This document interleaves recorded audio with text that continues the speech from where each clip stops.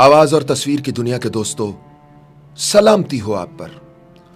आज जो कहानी मैं आप सबसे शेयर करने जा रहा हूं, ये मुझे इंस्टाग्राम पर मौसूल हुई। ये कहानी मुझे यावर अब्बास ने भेजी है और उनका कहना है ये उनके करीबी दोस्त ने भेजी है। इसे अपने प्रोग्राम में जरूर शामिल करें। इसे पढ़कर दोस्तों मेरे दिल पर तो दस्तक हुई। अगर इसे सुनकर आपके दिल पर भी दस्तक हो तो इससे हासिल होने वाले नतीजे पर गौर व फिक्र जरूर कीजिएगा। हम दो भाई और एक बहन है। वालिद साहब वफात पा चुके हैं, जबकि वालिदा हम भाइयों के साथ रहती हैं। बहन की शादी को 6 साल हो चुके हैं।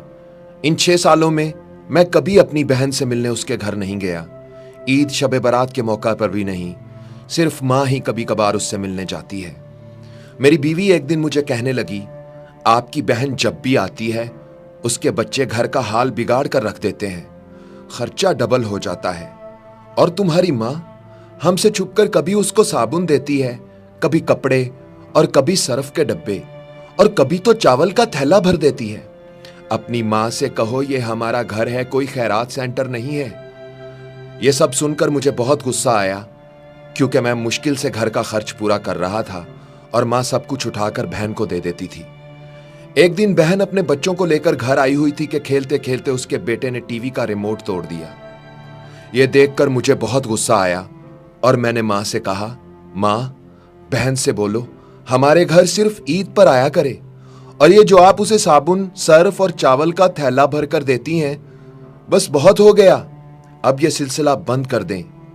यह सब सुनकर मेरी माँ चुप रही, लेकिन मेरी बहन ने मेरी ये सारी बातें सुन ली, लेकिन उसने ऐसे जाहिर किया जैसे उसने कुछ नहीं सुना।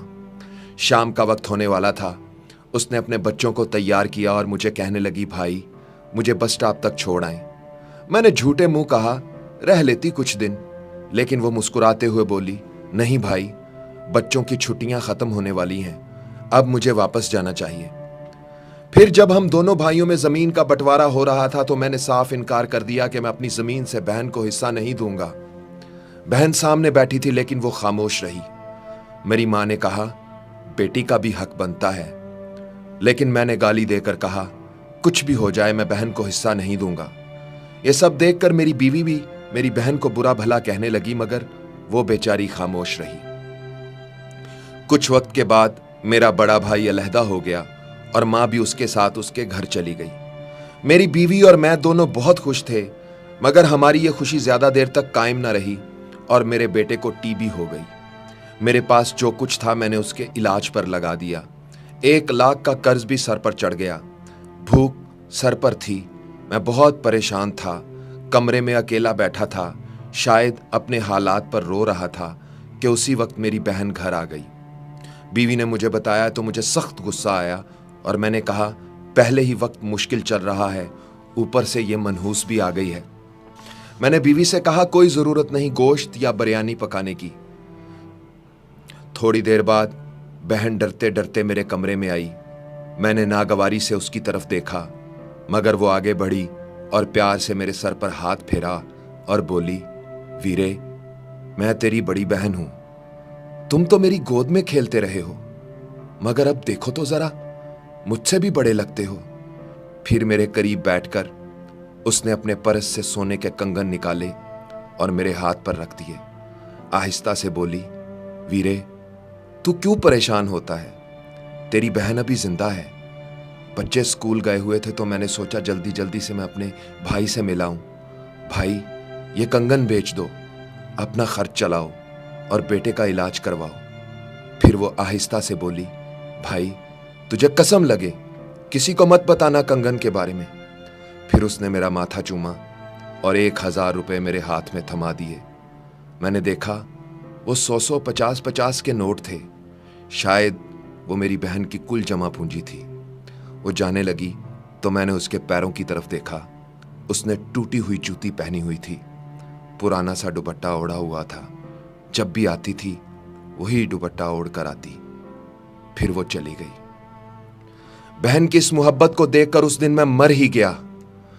हम भाई कितने मतलब परस्त होते हैं ना, बहनों को पल भर में बेगाना कर देते हैं, और बहनों से भाइयों का जरा सा दुख भी बर्दाश्त नहीं होता। मैं कंगन हाथ में पकड़े रो रहा था और सोच रहा था, बेचारी अपने घर में ना जाने कितने दुख सह रही होगी।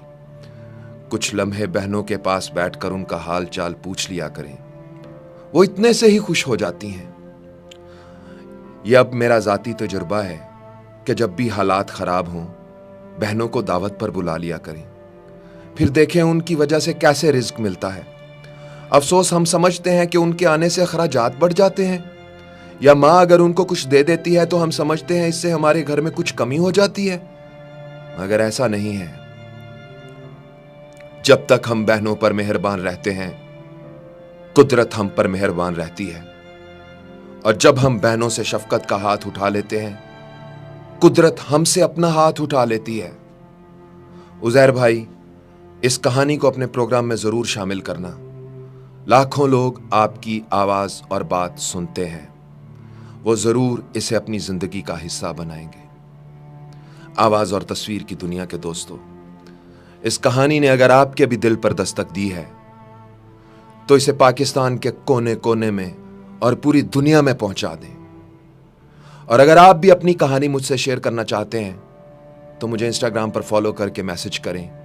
मेरी इंस्टाग्राम आईडी है उज़ैर रशीद 103, UZAIRRASHID 103। इंस्टाग्राम पर आपके हर मैसेज का जवाब मैं खुद देता हूं। और दोस्तों, अपना ख्याल तो सब रखते हैं, आप उनका भी ख्याल रखा करें जिनका कोई ख्याल नहीं रखता। उज़ैर रशीद को इजाजत दीजिए। अल्लाह हो आप सबका हामी व नासिर। अल्लाह हाफिज।